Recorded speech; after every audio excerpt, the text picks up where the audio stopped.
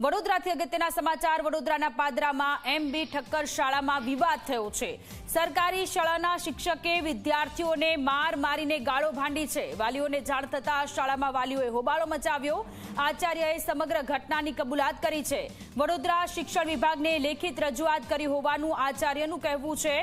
વડોદરાથી આ ઘટના સામે આવી છે કે જ્યાં સરકારી શાળામાં શિક્ષક દ્વારા વિદ્યાર્થીઓને ઢોર માર મારવામાં આવ્યો છે અને બીભત્સ ગાળો બોલવામાં આવી હોવાના પણ આક્ષેપો લાગ્યા છે। ત્યારે શિક્ષક જે છે એણે વિદ્યાર્થીઓને માર માર્યાની કબૂલાત શાળાના આચાર્ય દ્વારા કરવામાં આવી છે। તેઓ શ્રી આજે તપાસ માટે પણ સાહેબ આવેલા છે અને એઓએ કહ્યું છે કે ઉપલી કચેરીમાં કમ્પ્લીટ આપણે બધા જ નોંધ થઈ ગઈ છે અને હવે આગળ ઉપર જે પણ કાર્યવાહી કરવાની છે એ થઈ જશે અને એ માટે મેં લેખિતમાં યુસુફભાઈ શેખ તેઓ દ્વારા વિદ્યાર્થીઓને ગાળો ભાંડી અને માર મારવામાં હા સંવાદદાતા મિતેશ આપણી સાથે ફોન લાઈન પર જોડાયેલા છે। મિતેશ, વડોદરામાં સરકારી શાળામાં શિક્ષક દ્વારા વિદ્યાર્થીઓને માર મારવામાં આવ્યો, આચાર્યએ કબૂલાત કરી છે, વાલીઓમાં આક્રોશ।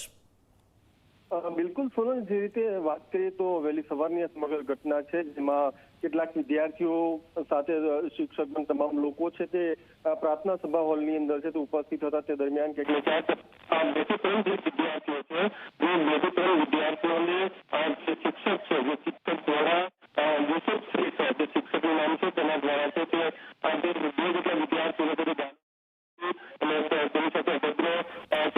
જી મિતેશ, તમારો અવાજ સ્પષ્ટ નથી આવી રહ્યો, ફરીથી સંપર્ક કરવાનો પ્રયત્ન કરીશું। તો વડોદરાની આ ઘટના છે, પાદરામાં MB ઠક્કર શાળામાં વિવાદ સામે આવ્યો છે।